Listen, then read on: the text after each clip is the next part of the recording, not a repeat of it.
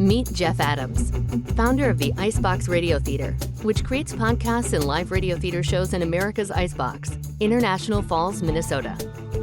20 years after he first envisioned starting a community theater company, Jeff has produced several ongoing series, such as The Scoop Sister Mysteries, Frozen Frights, Funny in a Small Town, and Rum Runner Sue, bringing the stories of America's Northland to the world. Welcome to Scratch Claw Push, a podcast about artists clawing out a place for themselves in the world. I'm Billy Jo Cones. And I'm Brandon Duke. Let's go.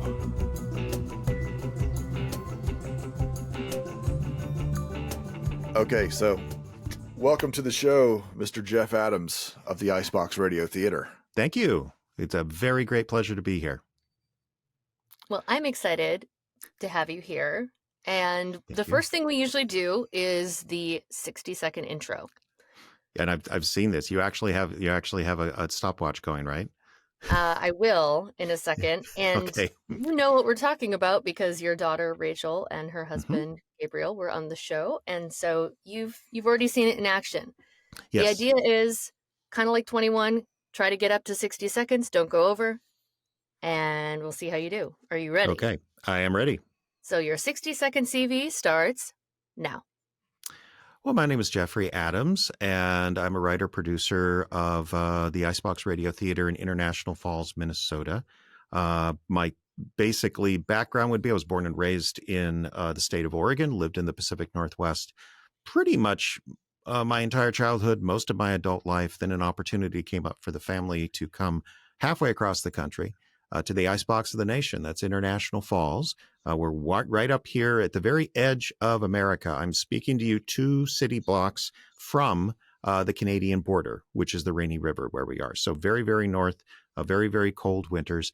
And because of that, we started doing radio drama. I'm a writer with no shortage of ideas. It's just I have plenty of flaws. That's not one of them. And the beauty of radio is you can turn a dramatic program around very, very quickly. And that, I think, comes to more or less define who I am. I've got a wife, Diane, and 3 grown kids, one of which you've already met, Rachel. And I think that's my 60. Look at that. I work in radio, kid. You tell me 60, it's 60. We do have a theory that like people, even people who haven't necessarily worked in radio can kind of feel the timing. But I think especially people like us who, are used to that.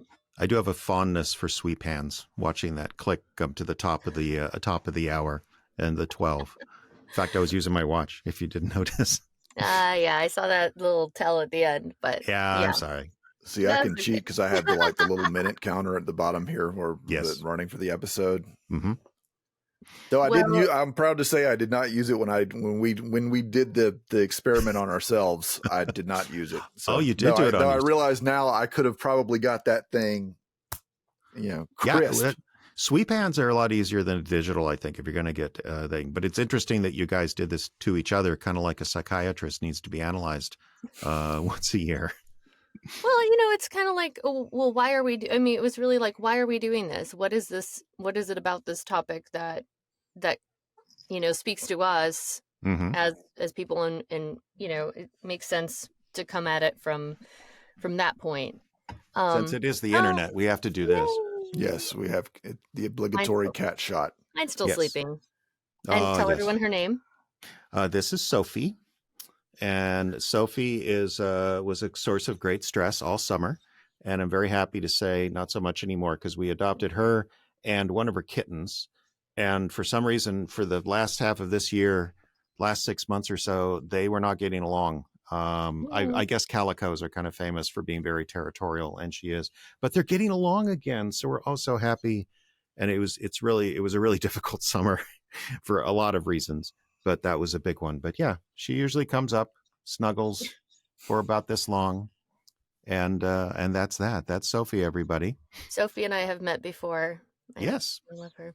I'm not in person yet, but so just to tell everybody, Jeff and I have worked together on one of his podcasts. And now you've been doing the podcast thing for a very, very long time, like almost 20 years.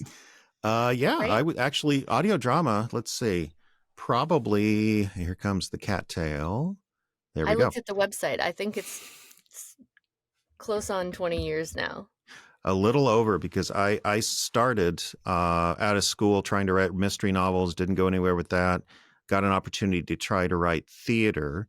My hometown public library in McMinnville, Oregon, had a murder mystery fundraiser they wanted to do, and they had this script that someone had written for another library, and they say, hey, can you punch this up and change the locations and make it significant to our town? And I tried that and then drove down for the event. And, when you hear actors reading your lines and you hear the audience laughing where you meant for them to laugh, there's no going back. There was no going back for me anyway at that point. And that led to a lot of theater. Radio kind of started, believe it or not, Y2K, which you infants probably don't remember. But there was a big to-do around the Sophie, leave the camera alone. There was a big to do. That's a whisker, everyone. Isn't that amazing? Big to do around the turn of the millennium, of course, would the computers all die? And I had a little something I wanted to say about that. So I knew if I wrote a stage play, animal abuse, well, I'd probably get it planted in a community theater somewhere in the Northwest, and like 75 people would see it over 3 performances. Because when you're a new playwright, that's about as much as you can hope for. And I also knew I didn't have time in late 1998 to get into the movie industry. So I said, well, I knew there had been a few residual radio drama companies kicking around. And that in those days, the HTML, or I guess the World Wide Web was fairly new, and it was all text on an amber screen monitor. So I looked up on the web radio drama companies, and sure enough, 5 or 6 popped up, including Don't Touch That Dial in Johnson City, Tennessee, who ended up producing this play I wrote that was called The Devil and Daniel Booth. It was a Faust story about a media guy. And I had never had that experience before, trying something new and having it work right away. So I kind of got into radio at that point, and that led to a lot of other things, which eventually led to podcasting about 2005, because by then we'd moved to Minnesota and founded the radio theater, the Icebox Radio Theater. And I just haven't stopped. No, they're very nice up here. They're very nice. So no one stopped me, and I didn't stop myself. So here we are with Rum Runner Sue. It's funny, you actually it reminded me of a thing, because I remember I graduated college in the year 2000. Oh. So, dating myself. But I remember even then people were already starting to talk about like the internet becoming this place where like all the media was going to go. Mm-hmm. And, they were even the college radio station I was where I was, like they were talking to the theater people about doing dramas at the time. And sure enough, right on track. I think a few years later, as the internet's starting to, blossom, I guess, if you want to say, like suddenly you're seeing people starting to do the radio, now we're calling podcasting or audio drama.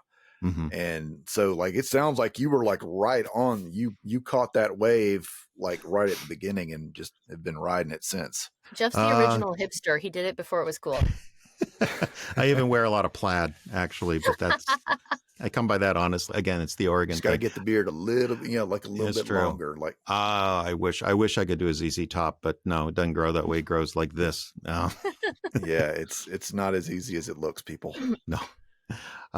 Fair enough. I mean, I started doing this, and I love the fact that audio drama, you can tell any type of story, and it comes around fairly quickly. I don't know what that says about my attention span, but I really do love that aspect of idea to finished product. And maybe a month. You can certainly take longer, but it's nothing compared to the years that go into developing a theater script, or, the hundreds of people that go into making a movie that might go somewhere or might not. I think we're kind of discovering now things about podcasting that maybe they knew back in the classic radio days, that there is just a lot. Because it's easy to do, you turn around a lot of shows and a lot of ideas fall by the wayside. And I feel like we're in that stage right now, because, man, I go down my Instagram feed, so many shows, so many shows I've never heard of, and some of them very good, but there's no barrier really anymore. So everyone's trying it. And yeah, there's some great stuff. There's also a lot of bad stuff. It's just a different world because we all get to make our show now. There's no producer saying, no, I won't give you $10,000 to hire these actors and produce your stories. So what you have, I mean, you've been so prolific, right? Yes. You have so many different podcasts that you're constantly producing. I guess I just want a little more of your background, like work background. Like, is this all you do? What did you do before this? Like, how did you, I mean, you kind of said how you got into it, but how did you that with raising kids and a regular job or any of that stuff? I'm just curious. I haven't had to have a full-time job since I'm going to say about 1990 or somewhere in there. And that had to do with, wanting to be this novelist. We right out of school, my wife and I moved to Seattle. We'd gone to school halfway in Seattle, then transferred to the University of Oregon. We really wanted to get back to the city. And the plan was we were both working part-times at whatever we could find, this and that. I temped for quite a while, and my phone's reminded me I got an interview coming up. I temped for quite a while and did this and that. And then when the kids started coming, I was the stay-at-home dad because my wife was always the one with earning potential because she has a Master of Library Science and pretty much got a job right out of school and has been gainfully employed ever since.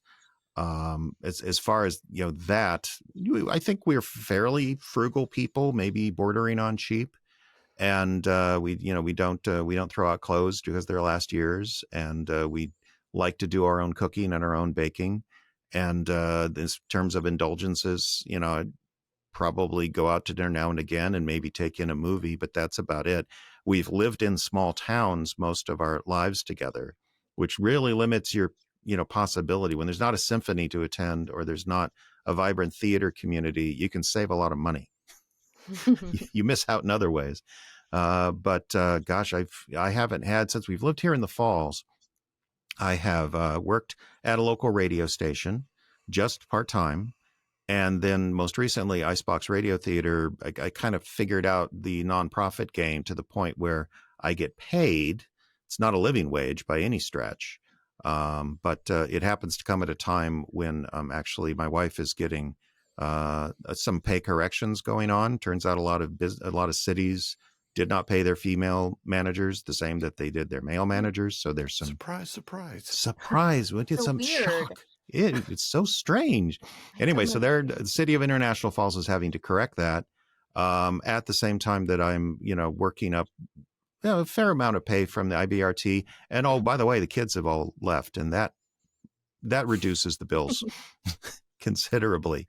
But no, I was always a writer. I was really always a writer exclusively a writer, I should say, until probably the mid-90s when I started getting interested in producing my own stuff.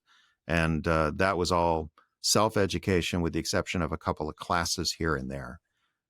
Wanted actually at one point was very serious about screenwriting, but that's crazy competitive. And you can make movies. And even then, in the late 90s, you could get a video camera and get a decent computer and make some short films, which I did with my kids. And that's, I think that experience, probably the thing that really came out of that was Rachel wanting to go into the movie business because, of course she did see Scratch Claw Push number 5 to hear Rachel and Gabe talk about their experience. But I don't know if that answers your question, Billy Joe, or what or what? Yeah, it does. Like that is, it's amazing to hear, how I guess most people have to balance it with the day job. Yeah. You were balancing it with day job being raising your kids and, being the stay-at-home dad, which I think is unique because I don't think there's as much as that. It's usually reversed a lot of times. Yes. Not always, but, right. And often. I thought I should write about it because we still don't have I think the last stay-at-home dad movie we had was Mr. Mom, and that's like 40 years old now. I actually know of another. I know. Okay, I know of another. Actually, a friend of mine, guy that I believe one of the guys that originally helped us found Garfield's Crossing was doing something similar. James David Patrick, who wrote a bunch of stories for us. I think he's like, his wife is probably the primary earner. He does some work on the side, so it's not like similar to you doing like part-time stuff, but I think he was raising the kids for a while. I don't know if that's still the case. I haven't talked to him in a while, but yeah. So like, it's not like, a single case, but I have seen it out there where, but hey, I always look at like, hey, if you got a wife who's like really smart and can earn a lot of money, good for you. You're doing something right. Yeah.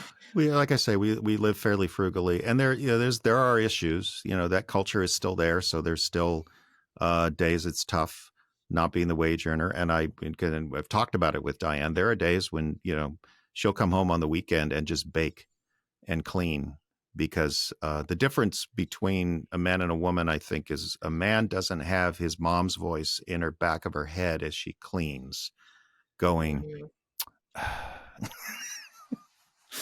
if you recognize that sound, it's just different. But we were very persistent and in a situation where we could kind of just keep going. And I learned pretty early, or figured out pretty early, there was really no such thing as failure. There was only giving up, because if no one's stopping you, then the only one that can stop you is yourself. So if you just, and again, the beauty of radio, I don't need to like live with one project for my entire life. I can do many projects and revisit ones and try different things, which is an excellent way to keep going. I'm curious to know how your troupe came together, because like at this point you've got like a nice little group of actors that you work with.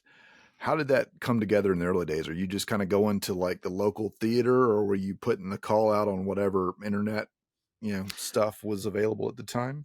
Well, a bit of column A, bit of column B. I feel like I got extremely lucky, very fortunate to move when we did, because there had been a community theater in town, but it had just shuttered maybe 3 or 4 years earlier, which is a shame, because I've seen what they produced in like the 90s and the aughts, and it was remarkable, the number of plays they did. So there were all these people that had done theater, but there was no outlet in town. So I moved to town, met a manager of a local radio station who was one of these eccentric Midwesterners, who was just so nice. I didn't believe him at first, because he thought it'd be fun to have radio drama on his station. So here's equipment, here's a room you can use, here's some airtime, Sunday evenings, not heavy listening. And I've just kept waiting for the other shoe to drop, because it's a religious organization. Why are you giving me stuff? Yes. Coming from Oregon, coming from the Northwest, I was not ready for this, but yeah, he thinks it would be cool. And that was our start. We held I put out an announcement for a meeting, and gosh, like 30 people showed up, and a couple of, let's see, I don't think anyone at that meeting is still involved, but now we're talking about 20 years ago, basically. And over the years, just producing a lot of things, I did go back to the same folks repeatedly, because I trusted them and because I knew they were good. And at least 2 of them went to school with my kids and are now grown and stayed. So we've sort of grown our own actors to some extent. It is kind of a shortcoming right now of Icebox Radio that we're not reaching out and bringing in more people.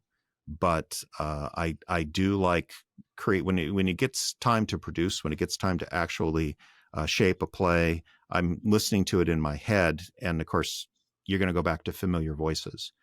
I do what I can, because I do get some criticism locally, but why don't you have more people in? Oh, well, I don't know that they can act well. And I don't know that I want to put something out that's not going to have a great performance. It is remarkable the number of people we have in town that are really talented, given that we're a community of about 6,000 now. I happen to know a few people if you're ever looking for a couple extra voices. You've already met one of them and hired her, so. Yeah, Rum Runner Sue is our most outsider-laden show, and it's also probably our best show. No small, in fact, we need to talk Billy Joe, because the next episode might have Sue singing, if you're interested. Always. And by the way, my aunt and they're like, when is the next episode coming out? When is it? Like we love this so much. My aunt's very into it. I think a lot of my aunts are into like the cozy mystery things. So, and I am too. So yeah, for sure.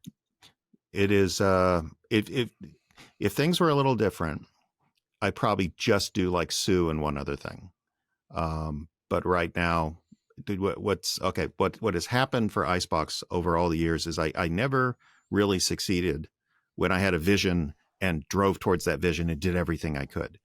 But when I was kind of open to the universe, I guess you could say, and looked for opportunities, the opportunities always popped up. And this is going to sound really Pollyanna-ish, but it's just kind of happened that way. The most recent example, this past year, we didn't get a grant. We're a nonprofit organization, so we have the ability to apply for grants here in Minnesota. We didn't get a grant we were really expecting to get. And at the same time, one of our board members started a club here in town called the Salty Jester. And originally I thought, that's crazy. You can't have a performance club in this town. There's not enough acts. You won't be able to fill up the program. And she said, would you guys, do, she was hoping a show a week. And we said, we can't do that because people, I can't pay them a living wage. So they have lives, they have day jobs. They can't dedicate all of their off time to doing radio shows. So we're doing one once a month, but the ticket proceeds from that's pretty much covered the money we would have gotten from the grant. And the week before it happened, I had no idea she was doing this. None whatsoever. Wow. And it really changed how we produce things. And yes, I want to do a Rum Runner Sue, but it's tough finding the time to do studio work when we're doing these live shows every month. And that's just kind of an example of how it's gone. I've kept my eyes and my ears open and things happen. Yeah. It's become a pretty common theme on this show, actually. It's just people finding opportunities just because they were open to them. People finding out their guidance counselors were wrong. Have a plan, pick a school. No. To an extent. I don't remember what my guidance counselor said to me. I didn't like her. Did anyone really like their guidance counselor? Mine was awful. She was awful. But I did, it was like, back then we had these little computer quizzes you would take that weren't very scientific at all. But like the BuzzFeed quizzes now? Kind of, yeah. But this was like, you take this quiz and it tells you like what profession you could be. And I got circus clown. And then I was voted most likely to be a rock star. So, all that together, it just kind of makes sense, I think. I do not know of a clown-based rock group, so... There's the closest I can think of is maybe Guar. Or Kiss, maybe. You're right. Kiss would qualify, sure. No, there's, what is the... The Insane Clown Posse? Yeah. I don't think you want to try and make a living from those guys. No. They're very popular with their people. I mean, yeah. I had a dream about them once, just really randomly. So maybe that's my past. I'm not saying you couldn't rock the makeup, but I mean, maybe not the. I don't know. Just wait till Halloween. Just wait. I'm gonna do it. I wanted to ask you, Jeff, though. So first of all, I'll say that's kind of how we met. I mean, I moved to Georgia. I was introduced to Heidi Rue and her husband by my boyfriend. Mm-hmm. And then I started taking a class at Atlanta Voiceover Studio like immediately upon moving here. Mm-hmm. Heidi sent me an audition for Garfield's Crossing, and I almost didn't audition for it because I think Brandon knows this. I was like, there are no sides. What? So I just have to read through all of these and figure out what characters I'm doing. Okay. I realize in retrospect that was like probably one of the worst run auditions ever. But my God, you got all of you this is a credit to how good the voice actor community is in Atlanta. We had people just come in and we were just throwing stuff at people, and people were just nailing it. It was one of those things. I wish I had filmed it because me and Clay came out going like, man, there's some really good actors down here. Yeah. And I was kind of realizing at the time, like, yeah, this is probably not how you do an No, the callback was fine. It was the preliminary. It was like, yeah, do 5 of these and like do a 5-minute selection of each and do all the voices and the narrator. And I was like, oh my God, this is going to take me forever to do. And I don't know what I'm doing. And I was freaking out and it took me a long time. But then Clayton called me and was just like, hey, I'll talk you through it. And I was like, okay. And so I did it because I was like, well, what else am I doing right now? Sure. And so I did it and then got called back and then got cast. And I was so glad that I, met them all. And then they introduced me to you. So like, yeah, I think sometimes just pulling on those little threads that the universe offers you, like, let me just get this thread off that sweater. I just got, and you're like, oh, and all of a sudden you're like, oh, look, it's something totally different. I don't know. There you are, naked and employed.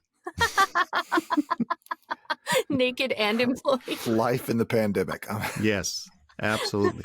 Well, thank you for doing that. Oh, the cat's back, everyone. Thank you for doing it, because I was sitting here trying to remember how on earth did I meet Billie Joe? I don't. It is a weakness. I tend to clean out my brain regularly, subconsciously. So little bits and pieces stick, other bits and pieces do not stick. You're here now. You're part of the theater and part of my life. And that's what matters, not what's the story. Sophia, please. I mean, I always like the story because for me, the story is, if I hadn't made this little decision, then this thing wouldn't have happened, then this thing wouldn't have happened, then my life would not be what it is. So like, yeah, to me, I'm always curious about those tiny, tiny, minuscule decisions that we make every day that change our life trajectory. Yeah. So yeah, I like what you were saying before about, do you have another example of what you were saying before about the universe and about just things happening, falling into place? Well, I probably the first theater piece I wrote, that was sort of a happy accident, because it was, as I say, it was the public library in my hometown where I was not living at the time. I was born and raised in McMinnville, Oregon. And my mother called me up and said, they got this script. Can you fix it up and change like the settings or the references to something more relevant to our town, because it was from, I don't know, someplace else in Oregon. And I did that, and it really changed everything, hearing the audience respond to what I was doing. Because when you're writing fiction, especially in those days, it's a business of collecting rejection slips. And I had enough of that. I'd had enough of just sending the 3 chapters plus the outline in the self-addressed stamped envelope included, and you send it to a publisher and an agent, and then a couple of weeks later you get it back. Been doing that for about 3 or 4 years, and the immediate response was astounding. It really did change everything. It got me thinking I could write theater, which led, by and by to doing all the other things.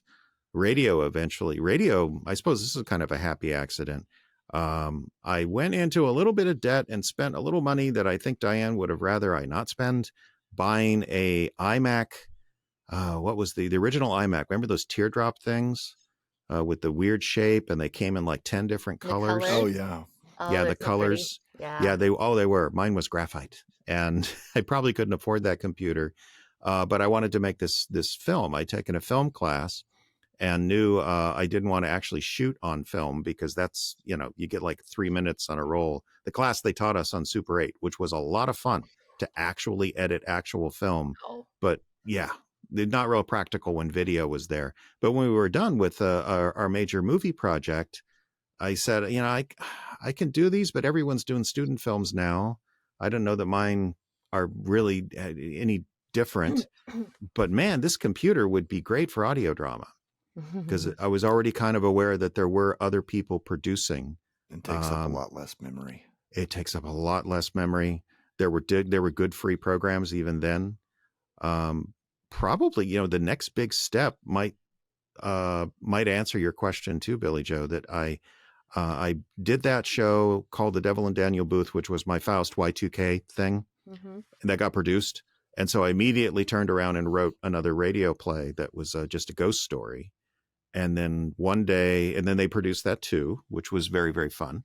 And then one day I'm at the public library reading Writer's Digest magazine. Remember that? They might still be in business for all I know. No, No. Just going, no. They may be an online mag. Writer's by now. Digest? Writer's Digest magazine. It was a magazine for writers. No, Reader's Digest. No, this was a magazine for writers. Oh gosh, yeah. I have stacks of them somewhere. It was for the ones who write Reader's Digest. Yes, their subtitle was "Your Guide to Getting Published." So they were selling to the writers, and in the back here's this ad for horror radio scripts wanted. Very unusual to see that, and it was for a show called The Grist Mill, which a good friend of mine, Scott Hickey, up in Lowell, Massachusetts, was producing.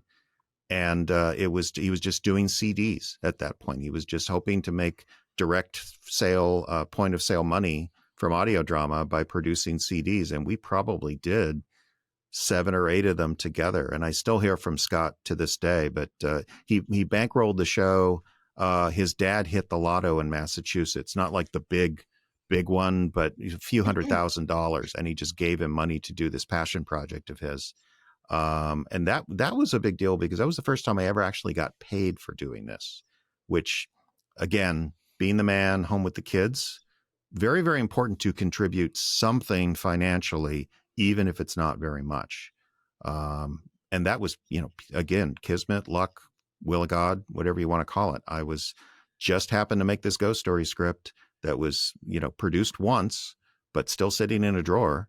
And along comes, send us horror audio drama, and I did, and the guy liked it because I don't think he had too many writers at that point, and he was looking to adapt some classic stories, and I think he hired me for a couple of those as well.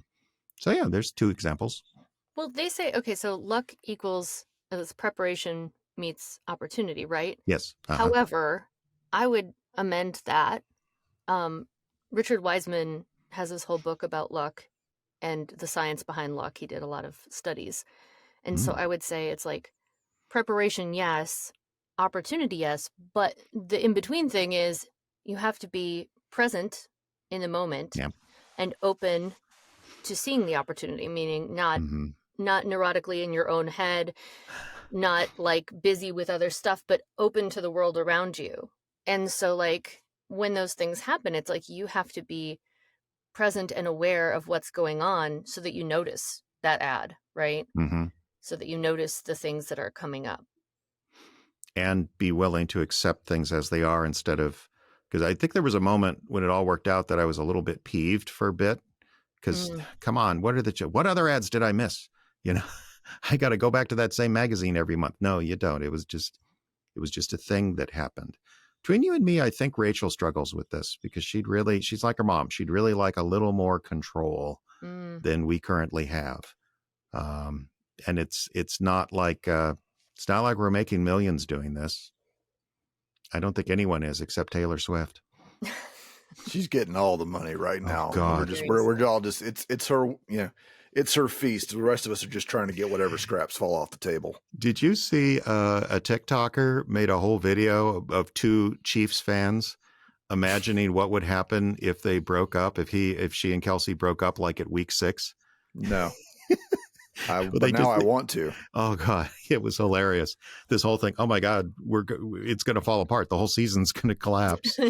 She's like their good luck charm. This is why they're letting her fly on the plane with the rest of the team. Oh, are they? Well, she's done it a couple of times by now. So. You would, wouldn't you? I mean, come on, that'd be a whole thing if you told Taylor Swift, "No, you can't fly on our plane." And I'm wondering if that maybe was that like a power play on her part that she just kind of came on there and goes, "Yeah, I want to fly on the plane," and they're like, "Who's going to tell her no?" Travis? No, man. I don't tell her no ever. Yeah, they got to have a bad guy. They got to have. Yeah. They got to have somebody who's going to be the fall guy for that. Because I don't think there's a villain on the Kansas City Chiefs. I just don't see one. They're kind of a neat group. Management team, something. You know what I mean? It's going to be like that one person who's like in kind of upper middle management that just has to just become the hatchet man. Yeah, the Hunt. A member of the Hunt family. That would make sense. I got all kinds of stories about the Hunt family. Yes. Anyway, back to subject. No, I was going to say because, in my high school, my friend and I would record the wrestling matches so they could watch them back later. Okay. And we always traveled with the team, to the away games. Well, we were not allowed to talk to the players on the bus on the way there. They did not want them distracted. Okay, So, the competitive edge thing. Yeah. so we're like not allowed to talk to them. And the whole coach was women like, weak in "Don't talk." legs. We're like, seriously? So anyway, I just think like, and especially like, you go on vacation with a couple and all of a sudden they're fighting and it's really awkward. Like, it does seem smarter not to have her on the plane, maybe. I don't know. She would definitely overshadow anything they're doing, even if it's winning lots of football games. I mean, they were on the Sunday night game, NBC. And yeah, that was part of the pregame show. Will Taylor be here? And she was. Possibly because it was a nationally televised game. Her agent would say stuff like that. She says, yeah, maybe go up and sit in the box, have fun for a couple of hours and eat a hot dog. Yeah, her publicists are probably like... I'm saying the Kansas City Chiefs marketing team is probably loving it. Oh, yeah. There's got to be merch, right? Yeah. If there wasn't, there will be soon, if it's not already out. Give her own number and Swift on the back of the jersey. Oh, God. Wait. Are you listening, Kansas City? This is all money just lying on the table. There's already a meme out there, but I don't want to reference on the show because it's a little bit crude. But somebody was already ahead of that and kind of made like a little sentence with players' names, and it's a little raunchy, but we'll talk about that after the show. Okay. Well, back to Jeff. I'm like, no, we've gone like way sideways. Oh, boy. I don't know. That's cool. Yeah. So where were we with Jeff? I don't know. Talking about like opportunities and being open. I am curious to know like what your writing process is like, because you've got so much stuff out there. Is it just like, are you setting aside time every day to just even if it's just spitballing, or is it just, or are you just kind of, is it all just like you're just kind of picking it up as you go? Or that process has evolved quite a bit over the years. When I wrote fiction, absolutely. But then again, that's the whole job when you write fiction, is writing. So, if you start sitting around waiting for inspiration to strike, you're just never going to get anywhere. One of the things I love about my job now is because it's a small theater and because I'm pretty much doing it all, I can kind of pick a job on a morning. Do I want to do publicity today, or do I want to get that grant whipped into shape, or do I want to edit or work on sound effects? It's probably too much, and I'm aware that there's a bottleneck around me. But again, 6,000 in this town. We don't have a lot of people to choose from, and I don't know how to find people outside of the community to help with some of the remote stuff. But the specifics of writing, over time, again, by kind of experimenting and finding out what works for me, I try whenever possible to start with character. More often than not, it is a situation. Part of the beauties of the format, radio plays, I like the classic form, which is 30 or 60-minute stories. Usually anymore, they kind of land between there somewhere, because podcasts, we don't need to worry about time like they did in radio. Radio 30 meant 30 minutes. You got to bring it to the end. Start with the idea, characters from there, maybe a couple of notes, because I have a pretty good idea. Once I have the idea, all right, is this a horror story? Is this a romance? What is this? And then I will usually come up with some kind of an idea of sort of the story beats that I'd like this to go through. And then I have a fun step that I started, this has to be about 30 years ago.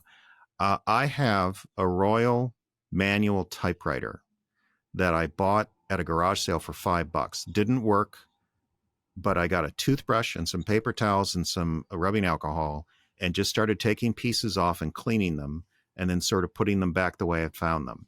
And I got it working, and I use that to write what I call the outline. And it's, I don't know, I'm a history buff. I kind of live in the past anyway. It's just fun for at least a half hour, 45 minutes on each project to be hammering away at this old typewriter. And it's just for me. It's certainly not a script. It's just it's the outline. Because I realized a few years after I switched from fiction to scripts, I thought I was doing great because, filling a page of text just takes longer than filling a page in a play script, because there's more white space, there's more open space on a script.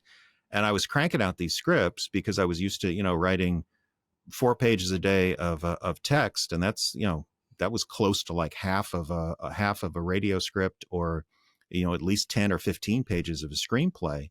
But there was a certain blandness or kind of airlessness to those scripts. There wasn't enough there. And I realized, oh, okay, in drama, you've got to put more time into the prep. You've got to put more time into your characters and more time maybe into the situation.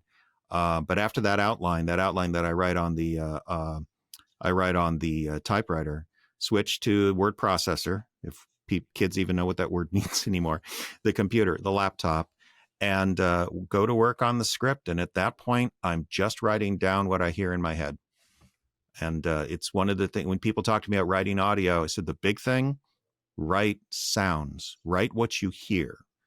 Don't, I have a whole hang up about people that use screenplay things like interior restaurant day. That doesn't tell me anything. What do I hear? Are there trucks going by outside? Is it really loud? Is there an espresso machine? Is there a steam jet going in the corner? What am I hearing that would plant me, the audience, in that place? And then once I've drafted the script, it's just several days of every day, go back and go through it. Start on a different page each day. Don't just start at the top. One day start on page 15 or page 20 and then go back to the beginning. And that's usually just changing things, catching mistakes, because writing is rewriting, and changing things that I might want to change. And usually you get to a point where you're pretty close. And then, of course, because I'm also the producer, I control the deadlines. And sometimes, like we're doing a read through today for our next Salty Jester show that's coming up on the 27th, and it's time. There are probably still mistakes in there. I'm sure there are, but we're doing a new Lance Manley script, and it was solid. So locked it in, which for me means you move from documents, it's not Word, it's the other one. It's LibreOffice Docs Writer to a PDF, and that's it. Now it's a script. Flaws and all. And the actors always find some flaws in rehearsal. So I want to ask, because going back to, I like, and what you're saying about your writing process, mm-hmm. and what you said before about being in a small town and not having access to certain things. It's kind of like being a little bit, not totally, but sensory deprivation tank, let's say, right? Like, yeah. And also, I'm from Wisconsin, Minnesota. I lived up there most of my life, right? Mm-hmm. In the winter, when you are snowed in, basically, or it's just so cold outside, you don't really want to go out there. It is a little bit like that. Like you could lose yourself in Netflix upon Netflix upon Netflix, or I happen to think that, like, for those of us who are creators, that winter season is the time when we're like, let me create something. I have all this time. There's, I'm bored of watching hours upon hours of TV. Let me go do something. I want to, and so I'm curious how that has played into your creation, your process. Winter? Yes. How winter played in? Being in the icebox of America, yes. Yes. Well, when we moved here, we were very positive about it because growing up in Western Oregon, snow was synonymous with snow day. It was a very magical time. Mm-hmm. You want to know how Oregonians, specifically Western Oregon, because if you're in the eastern half of the state, it's much colder. Simpsons, season 1, there was a snow day episode in which the plot was Bart prayed for a snowstorm because he hadn't studied for a test the next day, and the snowstorm came. Matt Groening's from Portland, and go back and watch that episode, and that's how Oregonians think of snow. Because, of course, it doesn't stick around. It melts usually in about 24 hours, and in the meantime, you get that whole landscape transformation where you wake up in the morning and it's a totally different universe than when you went to sleep, and everything's beautiful because when the snow doesn't stick around, it doesn't turn gray and it doesn't turn yellow where the dogs have been at it. And it's just not a constant part of your life. So when we moved here, we thought winter was beautiful, even though it was very cold. But we're sturdy people, and the coats are really good these days. It's easy to keep warm. The idea behind the IBRT had a lot to do with winter, because I thought, wouldn't it be cool to have a community theater where people didn't need to leave their house? Mm. And I now know people up here desperately want to get out of the house in the wintertime because it can be kind of oppressive. And so, like the beauty of the Salty Jester, it's a very small room. Her capacity is at 49 and there's alcohol available, but it is a very cool place to go out to. But originally, yeah, I absolutely love the idea. And if I could make a living just broadcasting from this house over the internet, I totally would, because I love that process. It's very cozy. It's very cool, but I still have a deep and abiding love of live broadcasting. And I don't know, this is where I really get geeky, guys. I should warn you in advance. But going live over the internet where I can pretend that it's 1945 and we're on CBS is really, really what I love to do. And the fact that, you're right, Billy Joe, it's a nice environment to create in sort of a small space and with headphones on, and you sort of occupy your own little universe for a time in which it's just this story you're telling. And I know it kind of helps that it's snowing or raining outside or whatever. So I want to ask though, so you're obviously influenced by the past radio dramas, Mm-hmm. but I'm also curious because of the Minnesota connection, are you at all influenced by Garrison Keillor and Prairie Home Companion?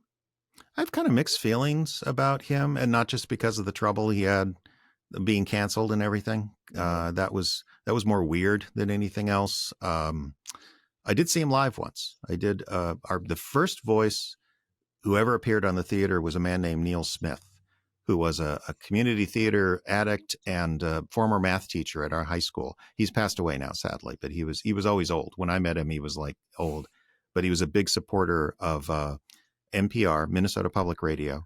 And I would drive him down for events in the cities because he didn't want to make that long drive anymore. It's about 5.5 hours. And we did go together to watch Garrison Keillor, and it was a fun show. But I know he was never really into the audio drama. It was all very tongue in cheek, Guy Noir and the two cowboy characters and all of that. That was, yes, he had a love of the art form in a way, but he never took audio drama seriously. I don't think he would have done a show where they were really trying to say something or really trying to tell a story with any depth or anything other than just tongue in cheek, chuckle. I love that whole live radio show aesthetic. If I had a bigger town with like access to maybe people, a musician like Ron Dworsky, who those guys are few and far between, where they just know how to arrange around a moment in a show as opposed to playing a song, which is what most musicians can do. That would be wonderful. But I don't know. I can't really say we've been that influenced by Garrison Keillor, other than when we do a live show, it's really more to do with like how live shows were done way back in the day with the Bing Crosby Show and Jack Benny and other classic radio variety shows. The format wasn't invented by Keillor. He did a wonderful job keeping it alive. I don't know if you know the story behind that, but when he was just a writer for the New Yorker in the early 70s and Watergate was boiling over, he heard Nixon was going to make an appearance at the Grand Ole Opry because Nixon figured that was one of the few places in America he'd get a standing ovation. He was right. He was absolutely correct. So Keillor goes down to cover that and just got in love with the Grand Ole Opry, which is this broadcast institution that has a fascinating history. But the fact that they're still doing it, I think had a lot to do with Prairie Home Companion coming into existence. That here are these, long past the time when a once a week musical variety show live was a thing, because this was the 70s. He saw one and said, this is just this wonderful idea, this kind of little time bubble where people are doing this because they've always done it and no one stopped them. And I was there 2 years ago and walked by what's left of, what is the station? WPM Nashville. So founded by an insurance company. WPM was We Protect Millions. Mm. And now it's just like this little corner of their resort of the Opryland Resort where no one was there. It was all running automated. And I think they still do the Grand Ole Opry on their on their AM station, but that's about as much influence as I'll accept from Garrison Keillor, because I think of myself as a dramatist and a playwright. Mm-hmm. He never took audio drama seriously. Yeah. I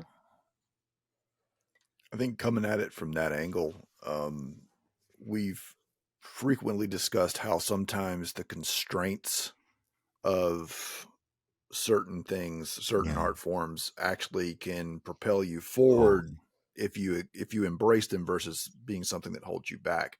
Have you found that to be the case with the radio drama? You already talked about like starting to write specifically for sounds, where the screenplay, for anyone who has not read a screenplay, everyone here has, but like there's a lot of visual cues. But now that you're doing radio, you got to start thinking, like what's the ambient sound? What's going on around the person? Has that been something, as you've gotten more and more into it, that's become, a help rather than a hindrance?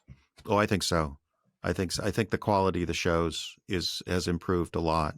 For example, the shows that Billy Joel and I do together, Rum Runner Sue, there is, of course, it's sort of a rule of thumb in screenwriting: avoid narration. Even though a lot of movies with heavy narration are brilliant, it is, at least in the old days, it was viewed as a bit of a narrative crutch. You can move the story along. I don't think that way in audio at all. I think having our main character talk directly to the audience can be a really valuable part of the story. And that's, I suppose, a constraint. I think in Billy Joe's case and in Sue's case, it's more a matter of getting to know a little more about Sue, because if listeners who don't follow the show, what have we done, Billy Joe? Like 5 or 6 episodes of this so far? 4? Mm-hmm. No. Yeah, because we only did one. Is it just 4? I know. I'm sorry. We actually have a playlist of it available. Like whatever you have on YouTube is available. If you go to the Scratch Claw Push YouTube channel, there's a list of stuff that Billy has done. I want to say there's at least 4, maybe 5. Well, there was more. 4 Rum Runner Sues and then Frozen Frights Quarantine. Yeah, I remember that one. Okay. There was 5 shows with Icebox Radio. Where was I going with this? Well, the constraints. Yeah, the constraints of audio. That's one example. The narration, it's not even really narration. It gives us an opportunity to learn something about the mystery we're trying to solve, and also more like an interior monologue. Yeah, a little bit. It's, the best book on this subject is called Theater of the Imagination by Neil Verma, who is an academic. And he wrote this specifically for deans of theater programs at universities around the country.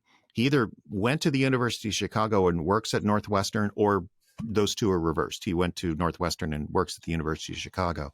But it's an academic approach to audio drama that's really fascinating. And he spends a lot of time talking about the space within a play and what are we occupying exactly, because they don't always make sense. Like, okay, when Sue starts to talk directly to the audience, where exactly do we exist? Because the rest of the story would be a scene taking place between actors, which in the classical style, I try and make as much like the audience is a fly on the wall. All right, so I want to have these 2 characters side by side, and then I want some sounds in the background, quietly suggesting where we are. Are we in the restaurant? Are we off in the woods? What's going on? And try and make that realistic as possible. It's even, if we do a studio piece, I even like to pan the 2 actors slightly. So one's off in your right ear and one's in your left ear somewhat. But okay, we know where that is, but where are we when Sue is talking? Is it just narration, or is this other space that we're occupying? Highly recommend that book.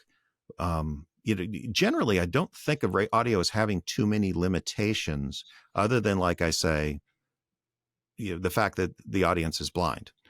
You can't have an actor, oh my God, look at that, and then not somehow tell them what it is they're supposed to be looking at. We have a lot of leeway in that area. It's interesting we're kind of moved into this because I'm right now getting ready to do a thing, kind of a program at the Salty Jester this week, where I'm going to just talk about old time radio horror shows. And then listen to some of them with the audience, and then we're going to sit down in the second half and listen to all of War of the Worlds. But Stephen King, back in the 80s, he wrote a book called Danse Macabre, which is nonfiction. And he did a chapter on radio, which is interesting because 81, when it was published, it was probably the absolute low ebb for audio drama. It was, it was like 20 years after network radio ended, and podcasting probably wasn't going to start for another 25 years or so. And he made the point that radio deposits into the imagination bank and doesn't withdraw. Because if you have, say, a horror movie, the images are always going to be dated. What was scary to people 50 years ago is no longer scary just because the example he gave, there's a classic movie called Cat People. And it's been remade a couple of times, but the original has this famous scene where there's a woman walking in Central Park at night. And so the sounds are very rich. There's her heels clicking on the pavement. And she starts hearing this cat growling in the background, and she's being pursued. And there's this one of the most famous sound effects in Hollywood history. Just when you think the massive panther or whatever it is going to attack her, a bus pulls up and the air brakes hiss just like an animal would. And he makes the point, that's a wonderful scene. But when he saw it for the first time on television in the 70s, all he noticed was, well, that tree's fake and that wall's made of styrofoam. And gee whiz, how'd they get a bus on a soundstage? Was that dangerous? What was that electric? How did that work? And he said radio doesn't have that problem, because radio just gives you a little sound and a reaction from an actor and then leaves the rest up to you, which can make it the greatest dramatic art form of all. Cinema for the ears. Cinema for the ears. And I would agree with that when they're well done.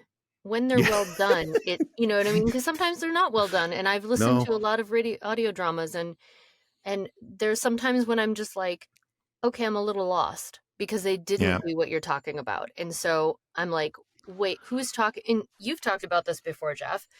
Yeah. The voices have to be enough different. You have to think about who you're casting opposite each other, because if their voices are too similar, you're going to get confused. Mm-hmm. And so that has happened to me before when listening to audio dramas, where I'm like, I don't know who the hell's talking now. Yeah, you're better off. Oh, here's a restraint. You're better off with like 3 people in a scene. You go much more than that, and it gets problematic. You better have. I mean, to me, the old time radio show that did this the best was one called I Love a Mystery, which was a serialized. I think it was probably for kids, but it was these 3 guys who went on adventures. One was from Texas, one was classic American leading man, and one was English. You always knew who was talking. And it's a simple thing, and plus the actors, they did a really good job of taking those constraints and sort of building their characters out of them. So it wasn't just one had an accent. The guy from Texas was really Texan, and it was fun. He was the one that was a little quicker on the gun and a little quicker to go to a fight. The English guy was, he was English, but he was sort of English military. They have that sort of subdued, very classy, but very tough attitude. And then the main guy was just sort of there. He was the one in charge because he was the American. And it worked so well. Let's see, who did write that? I can't look it up, folks. I Love a Mystery. Fantastic show. Yeah, I'm going to run into some of that now. I'm working on an audio book, and there we have actors all playing multiple characters. I ended up having to take one character, even though the guy had already kind of done a voice, but there's actually a scene where he's talking to himself as 2 different characters. And I realized I got to change the pitch on this guy's voice. Cause suddenly, even though he's a good performer, you can kind of tell it's the same person talking. Yeah. Those voice actors, they love that. They love doing that strenuous stuff, but usually the results.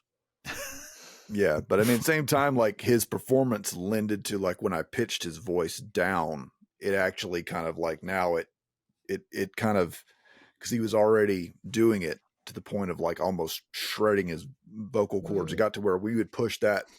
If he was doing multiple characters in a session, we would always do that guy last, because he's really getting down to the bottom of his register. And, he was at that point, if he does that for about 30 minutes, he's done, So, but it also when we did that, I pitch shifted it down Mm-hmm. And then suddenly when you hear that guy talking to himself, now it sounds like someone completely different. So that sometimes you kind of have to finesse it, even though like we've got some very good voice actors, but yeah, there's definitely unless you've got someone who's just insanely gifted at like shifting their voice, like sometimes there's definitely a limit to how far you can stretch that. And I'm sure at the top drawer stuff, the people that work for, someone over at Turner or Disney, I'm sure when the actor goes home, stuff happens in the mix to fix it and make it just so. And pitching is definitely one of those things. We'll often, when we were doing studio work, a lot of times we'll use robo actors because scheduling is such an issue.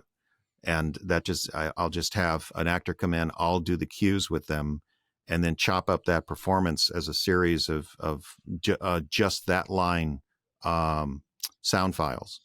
And then we'll load that into a sound effects program. And when the other actors come in, I'll sit there with the script and just hit that space bar. And whenever they have a line, most of the time you don't really notice it so long as everyone's recorded in the same space, albeit at a different time.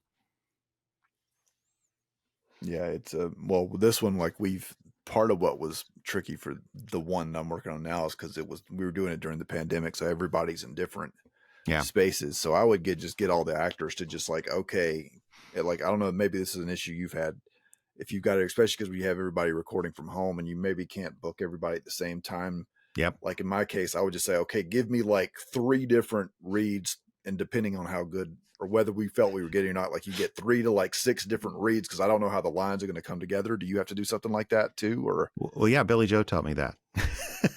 I will admit to having a little bit of an Ed Wood problem because there's so many stories. It's like, great move, great cut, print, check the gate, we're moving on. And I've even had other actors here say, we could do that again, or we could slow down. But Billy Joe was the one that taught me just the idea of a threefer. And other actors got it right away. Hey, give me 3 of those, 3 different ones. And it's a wonderful exercise because you think about the line 3 different ways. And even if you don't like those 3, a lot of times you'll go 4 because a better idea came to you. I think the technology we have right now, I've been around long enough, is so much better. I mean, I could find you some audio drama from the aughts where for the first time people were recording online separately. And in those days, I don't think we had the ability, most people anyway, didn't have the ability to be live like we are here. So it was everyone recording their lines differently and then just sending them to the editor who would then stitch them together. But man, I never did a show this way, but I heard some really terrible, one actor was in a kitchen with the refrigerator running in the background. And the other actor had a nice studio, like Billy Joe's studio with a good mic and the sound treatments and everything. And the solution was find your worst technical performance and then mess up the others so it sounds like that. And I'm glad we moved past that. Because at the time I was thinking, we're not going to go anywhere doing this. And I don't hear anybody doing that anymore. Everyone's, we've got pretty good mics. Everyone kind of understands. You put some blankets up and you're fine. And the rest. Go in your closet full of clothes. Yeah. And the rest you can there's a lot you can fix in post. We have a lot of very cheap and available tools now to correct things that might go wrong or might need correcting. You don't need to find the guy with the, although I have added, like, if someone has a refrigerator in the background, which happened once, I did get a little bit of that refrigerator and added it under everyone else's channel. Oh. So at least it's consistent. Oh, I don't know. Do you know about Waves Clarity? No, I don't know that term. Okay, Waves is the company, Clarity is the software. It's so basically, how you normally have the noise floor and then you just take the noise floor out of everything and then sometimes it leaves artifacts in the voice. Yeah. This is the opposite of that. So it's a neural network thing. It neural networks your voice and goes, okay, that's what the voice sounds like. Mm-hmm. And the more you run it on your voice, the more it identifies that's what your voice is. And then it chips away everything that isn't your voice. That's useful AI. It's amazing. It's so good. It's really, really, really amazing. I use it in place of any noise reduction anymore. Fantastic. Okay, That's waves why clarity. Your stuff sounds so good. Well, I mean, I also have a TARDIS, but yes, yeah.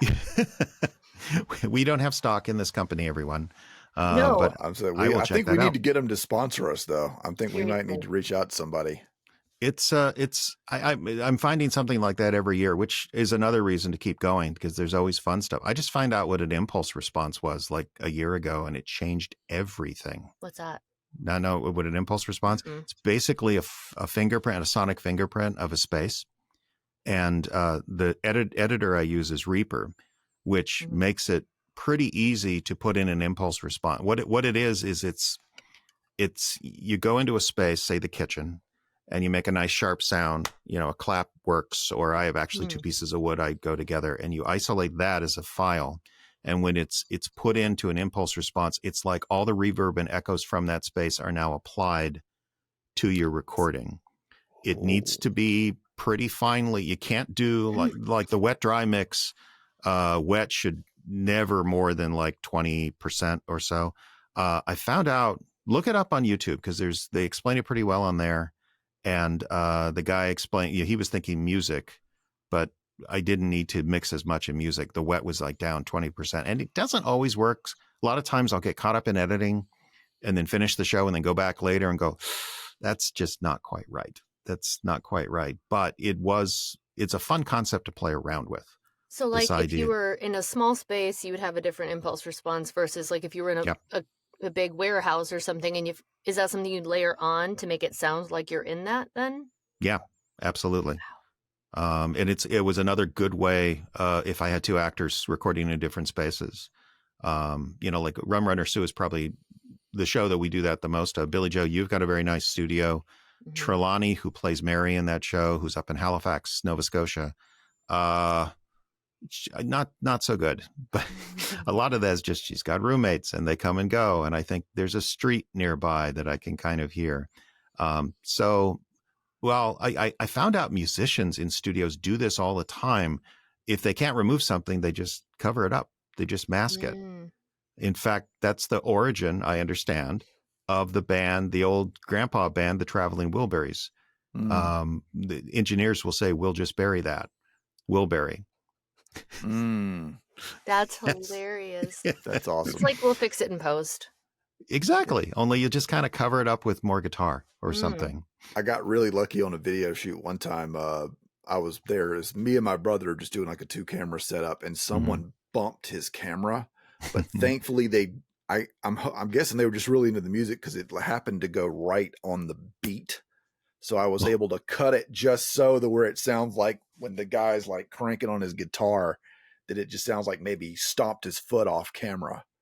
Cool. So like it was just kind of one of those things, like it was a mistake that happened just at the right time. And if I adjusted the mix, like you couldn't actually tell. Yeah, it's like when you're laying in music. I've learned a long time ago, just lay in the track and you'll be surprised where little dramatic points in the music actually line up with something happening in the story. Because I've known people that want to like listen to the musical track 4 times and figure out where it's going to be. No, just lay it in. And half the time you'll find you just slide it around a little bit and it'll line up beautifully with what's going on. Plan for accidents. There's a t-shirt. Plan for the accident. Well, Bob Ross. Right there. There you go. Hi, Bob. Well, we're coming up on our hour, so I know it's always like Jeff and I will literally, when we record together, we'll just talk for like a half an hour about our cats or whatever. Yeah. So easy. It's so easy to chat with you. But yeah, so is there anything else we want to impart? Otherwise, where can people find you and go listen to all of your audio dramas and everything else? Well, the thing I'm really kind of promoting now, a man, I think of him as a kid, but then I think of everyone as a kid. You two are children. Named Victor, I think in Chicago, contacted me about 2 years ago and said, "Hey, I really like your stuff. Can I make these videos of it where I just take an audio drama?" And he works in sort of animated GIFs and backgrounds and so they're videos, but there's usually not people in the video. It's just it's like, I don't know if you've ever, to relax, put on one of those YouTube channels where they'll have just like a coffee shop scene and then jazz playing, and a car will drive by, or there'll be steam coming off a coffee cup, but that's it. That's the only motion. It's that kind of thing. And he's created a second YouTube channel just called the Icebox Radio Theater, where he takes, especially our horror shows, he really likes the Frozen Frights, and puts them up with these videos underneath. So if you haven't checked us out, I would look for the Icebox Radio Theater as opposed to our old YouTube channel, which is just Icebox Radio, one word, because I think he does a really nice job. Rachel is nervous. Rachel thinks that he should be giving me money for using our audio, but she's working in Hollywood. We're down here in the minor leagues. We're all in this together. And the guy's wanting to be creative, and I really highly recommend that. Other than that, we got the website, iceboxradio.org, and all the social nonsense, Instagram, and generally, if you just search Icebox Radio Theater, we pop right up. We will be doing another live show coming up at the Salty Jester on the 27th. And one of the other ways we distribute is we started a streaming station a couple of years back, which just plays about a 3-day playlist of our plays. But I love live broadcasting. It's where I really geek out.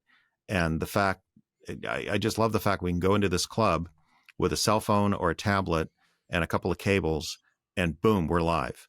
And you can listen to the show live over the streaming station, which again, probably easiest place is at our website. There's one of the pages is just called Live, where our station runs 24/7. So 7 o'clock Central Time on the 27th. Join us, because you never know what'll happen. Great. Well, thanks for coming on, man. We'll definitely be tuning in, and I'm looking forward to hearing another episode of Rum Runner Sue. That's yes. Me too. No, it is time. It is time. I get to writing on that. I think we already know what we're going to do next month. And that'll be 3 old time radio recreations. My big dilemma is they love Rum Runner Sue live here as well. So Ayla McIntosh, one of our favorite actors, has been taking Billy Joe's part when we do a live show, but we have never done an original one with Ayla. And I am very reluctant to do that because it's fine. Ayla does a fine job, but Billy Joe is Rum Runner Sue. And I don't know, maybe we need to get a grant and fly you up here. Yeah, there you go. I mean, I keep telling my other friend Harry that, like, he just needs to tell me when it needs to happen, and I will come work for him. If you get an even bigger grant, I'll come up there and film it. Yeah. There you go. That will be all for this episode. To keep up with the show, follow us on Facebook, Instagram, and Twitter at Scratch Claw Push. If social media isn't your thing, you can contact us at scratchclawpush@gmail.com. This podcast has been a Carcutta Media production. For a full list of our podcasts, go to carcuttamedia.com/podcasts. This recording, or any portion thereof, may not be reproduced or used in any manner whatsoever without the express written permission of the publisher, except for use of brief quotations and review. Copyright 2023 by Carcutta Media, LLC. All rights reserved.